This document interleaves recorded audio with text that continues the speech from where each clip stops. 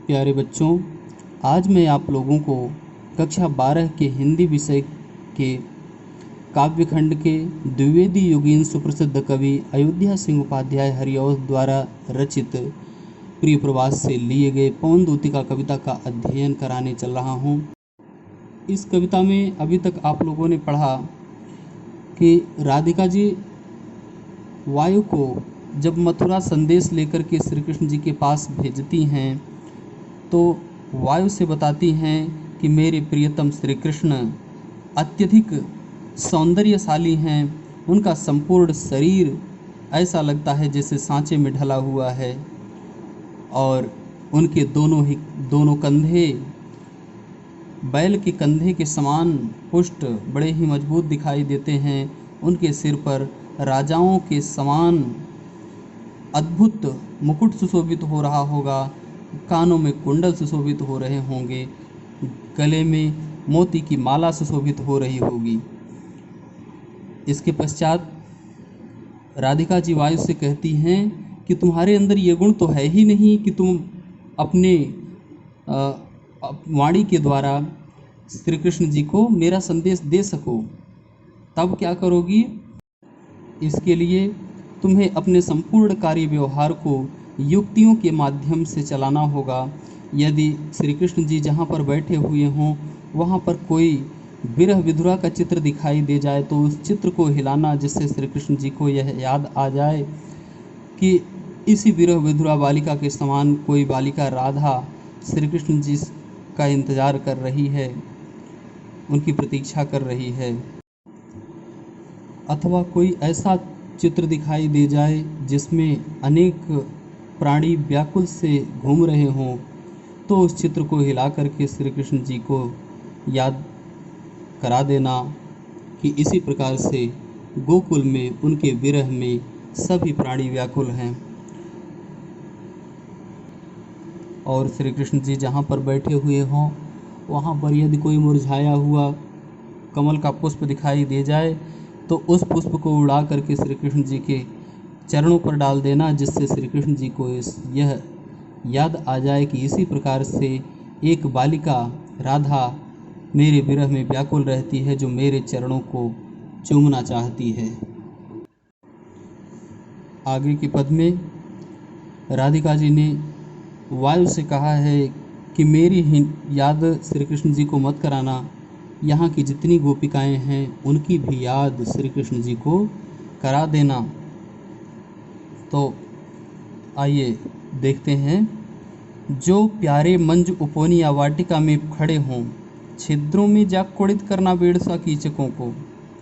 राधिका जी कहती हैं कि यदि मेरे प्यारे श्री कृष्ण किसी अत्यंत सुंदर उपवन में या वाटिका में खड़े हों, बगीचे में खड़े हों जहाँ पर अत्यधिक सौंदर्य हो, तो छिद्रों में जा कुड़ित करना बेड़सा कीचकों को।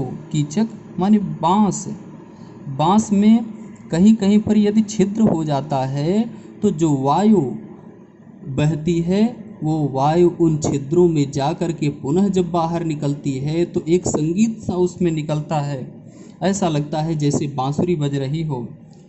तो राधिका जी वायु से कहती हैं कि छिद्रों में जा कुड़ित करना बेड़सा कीचकों को, बाँसों के छिद्रों में चली जाना और उन छिद्रों में से होकर के वापस निकलना, अर्थात उन बाँसों को बांसुरी के समान बजा देना।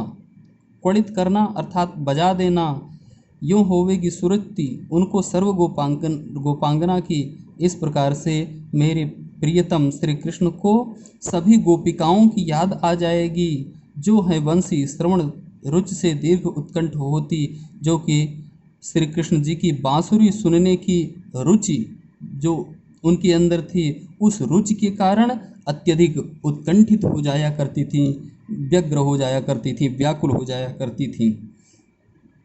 अर्थात जब बांसुरी के समान तुम श्री कृष्ण जी के सामने उन बाँसों को बजाओगे तब श्री कृष्ण जी को यह बात याद आ जाएगी कि इसी तरह से मैं भी गोकुल में बांसुरी बजाया करता था और गोपिकाएं उस बांसुरी की धुन पर दौड़ी दौड़ी चली आती थीं।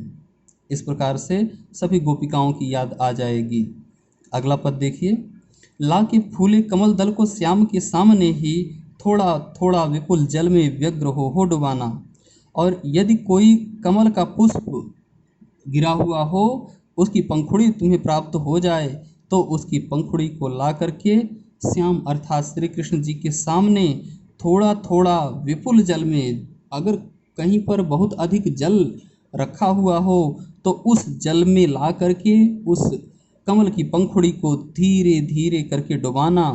जल में व्यग्र हो डुबाना, बड़े ही व्याकुलता के साथ उसे डुबाना। यों देवना अय भगिनी जतला एक अम्भोज नेत्रा।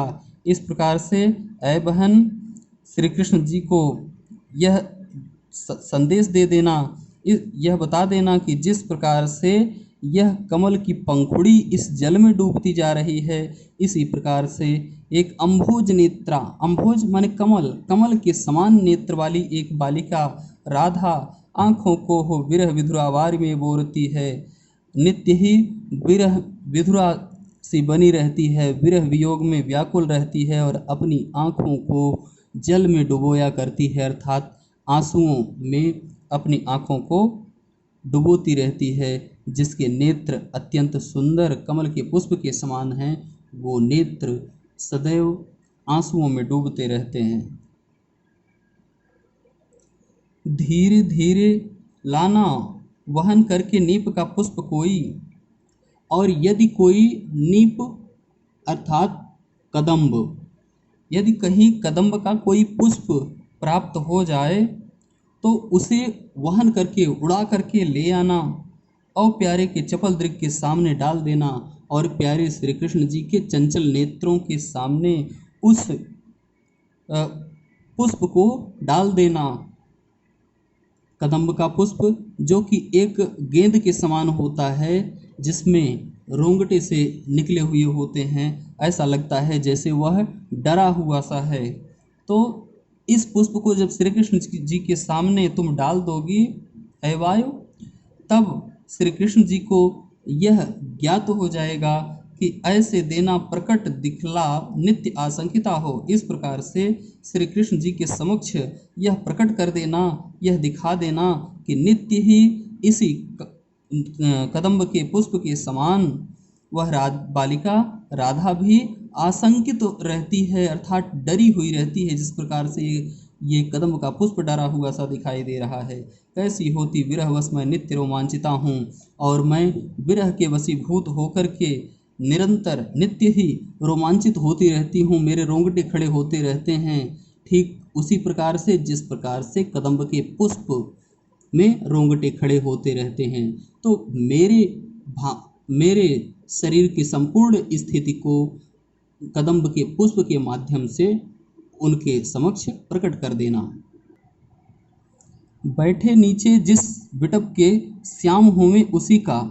श्री कृष्ण जी यदि किसी वृक्ष के नीचे बैठे हुए हों तो उसी वृक्ष का कोई पत्ता निकट उनके नेत्र के ले हिलाना, उसी वृक्ष का कोई एक पत्ता तोड़ लेना और श्री कृष्ण जी के नेत्रों के समक्ष ला करके उसे हिलाना, यों प्यारे को विदित करना, चातुरी से दिखाना। इस प्रकार से बड़ी ही चतुरता से बड़ी ही चतुराई से श्री कृष्ण जी को, प्यारे श्री कृष्ण जी को मेरी सारी की सारी व्यथाएं बता देना, विदित कर देना, प्रकट कर देना उनके समक्ष।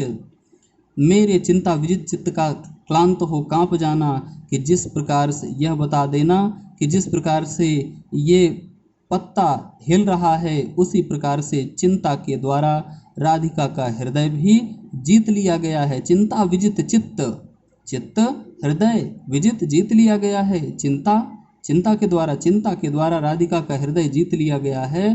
क्लांत हो कांप जाना, और दुखी होकर के राधिका का हृदय सदैव कंपन करता रहता है, इसी पत्ते की भांति कांपता रहता है। आइए अब हम इसके काव्य सौंदर्य की बात करते हैं।